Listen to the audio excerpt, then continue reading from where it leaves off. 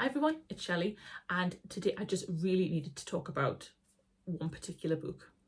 Do you have a book that just you hated reading? You just hated reading, and yet somehow you managed to finish it. I've got a book like that. So this week I literally watched Katie Coulson and Jessie the Reader, their videos. Katie did a video and she talked about hate read. Jessie talked about a little bit about at the end of his video an annotation about rage annotation, like just writing stuff in. So I thought, what better way to just start videos on my channel by talking about the worst book on my shelves. Here we go. So I read a few years ago, I read The Five by Hallie Rubenhold, and I'm a non-fiction, I can't read non-fiction. I'm not very good at reading non-fiction. I can't do it very well. I find it very difficult to read. But for whatever reason, I decided to read The Five. Actually, I do know the reason. As a teacher, I was teaching history as well as art in the school that I was in. I like history, so I didn't mind.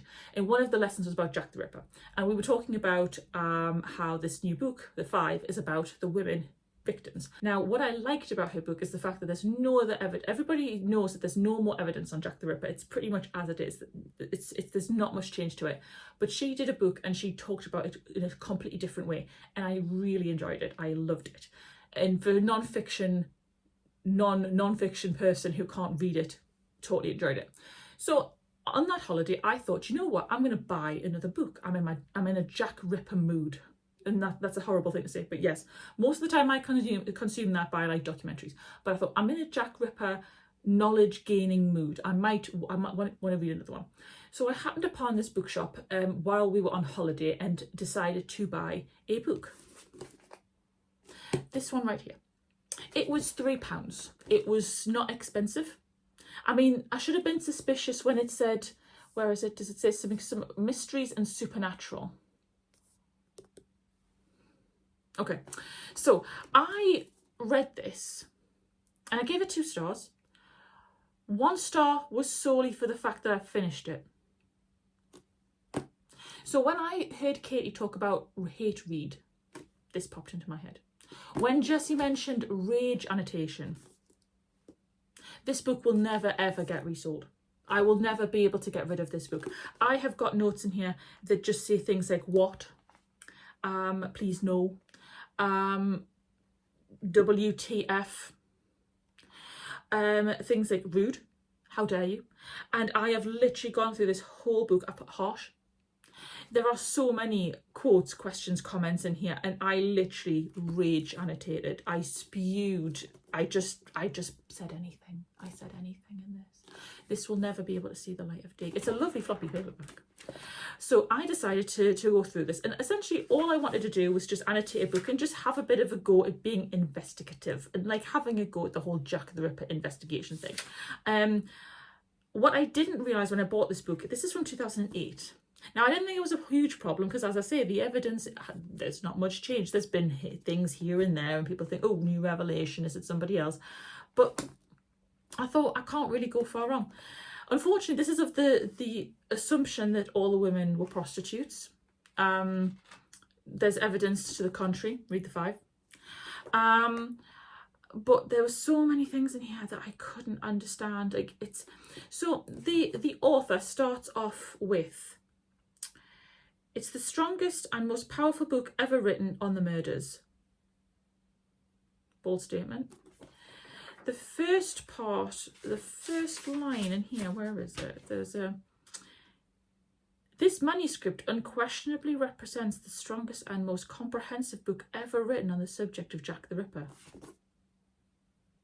Does it? Now, this is another point where nobody has taken the trouble to read between the lines as to the implications. I went through. Oh, again, I believe that I know more about this subject than anyone alive. So I went through this book and I did not enjoy this. I did not enjoy this, yet I finished it. A non-fiction book, I finished this start to finish, all the way through, annotated, blue to match everything. There was lots of things in here. So one of the things I really didn't like about this book is that the author literally talks about all the evidence that he thinks he's got. One minute he's slating the police. There's a particular police officer that he kind of has it in for, slates him, says he could have solved the mystery of Jack the Ripper at the time, and then proceeds to be nice about it later. Okay. He then talks about all the different, there's so many different aspects, but he talks about lots of different suspects. There's a tiny hint of racism maybe and homophobic attitudes in here. It's Victorian England, but it's a 2008 book. It's not good. So one of the things I found very frustrating is that a lot of the time, a lot of what he points out is, he talks over the top of the evidence. I've never known a book to have such a noisy author. Does that make sense? It's like he's narrating all the way through it, and I had to reread bits to decide whether or not it was actually the author that was talking or whether it was actually the evidence. If somebody, like a statement from somebody or something from the police, some sort of report, medical evidence, medical reports. There was so many times where I had to reread sections because I genuinely couldn't decide if I was now still reading the report or still reading the statement from the witness, or if I was actually reading the author's opinion. It was really, really unusual. It was absolutely maddening because sometimes I had to go back over at least several times just to make sure I was reading it right. There was a few bits as well where he just literally sort of, he picks at the evidence. He's so rude about people, and he's so quick to knock the credibility of some people, but then hype up others. He was quite happy to hype up those higher up in the police system, might I just point out. There is a point as well where he kind of praises another, I don't like the term ripology or whatever it is they call it, but there was another Jack the Ripper author who he kind of sounds like he idolizes almost, and there's a lot of evidence from that person in here. It doesn't feel like it's its own. It doesn't feel like it's his own at all in any way, shape or form. What the last bit that was like the worst bit for me was he literally sits and he talks about how he has evidence to prove it's a particular person. Proof that's a particular person, okay? And it talks about who's right-handed and left-handed and whatever. And he says he can prove it via like paintings and photographs, or photographs of this particular person. And yet there are no pictures of this person in here, for whatever reason. I mean, I will somehow possibly try and link my Goodreads review down below, because I kind of cover everything with it, and it's quite a lengthy one. But he talks about how this will prove that this particular person could potentially be Jack the Ripper. And there is not a single picture of that person in here. The photograph he claims is the issue. It's not like anybody would hop onto Google and have a look. It was 2008. I can vouch for the fact that Google once only had 3 or 4 pages ever. So it was quite disappointing because, he sings all of these praises for different things. He hypes on about so much stuff and then doesn't provide the evidence for it. It's quite frustrating. It just seems quite sort of bold to suggest it's the most extensive book when actually I'm fairly sure it's not. The fact it says supernatural on the top's quite telling.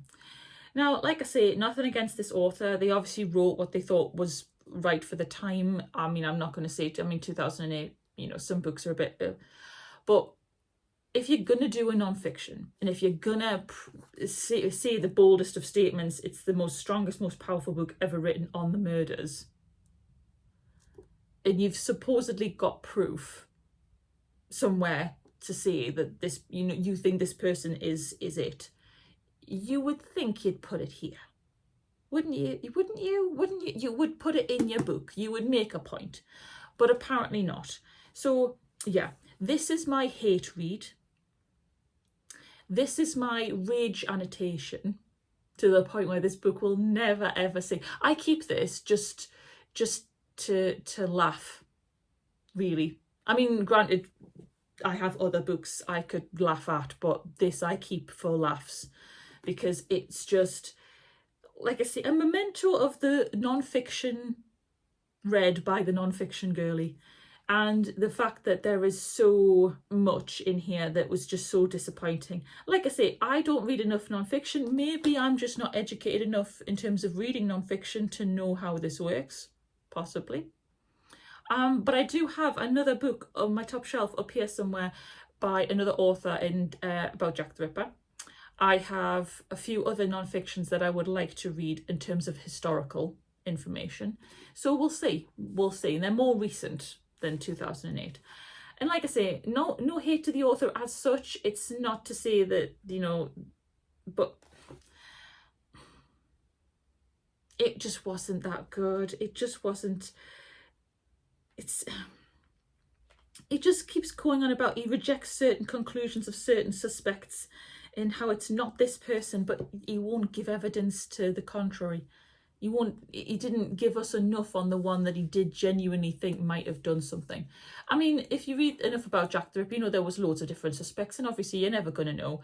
A lot of the evidence has been lost, and what we have is what we have, and there is not a lot you can do. And then on top of that, this evidence is no different to the one that Hallie Rubenhold used for hers. I mean, she may have dug up a few other things, but as far as I can tell, it's exactly the same stuff, because there is no other evidence for Jack the Ripper. She came to completely different conclusions based on the same stuff. So it's a bit of a funny one. But yes, this is my hate read, my rage annotation, it will never see the light of day simply because it is annotated to death. And I will apologise if anything pops up that people see and think, oh, that's a bit, because literally it is just me writing and scribbling whatever thought popped into my skull at the time. It was horrendous. Horrendous. But yeah, thought I'd share that. Because as I say, they mentioned it this week and all I could think of was this book. For both of those things. I've never rage annotated in my life. Unless it was studying, but I haven't done that in a while. And I haven't, like I say, read much non-fiction. So it's interesting to me how I interpreted half of that, if not all of that. Have you got a hate read? Have you rage annotated something to the point where you didn't realise how much you were rage annotating until you actually got to the end of it?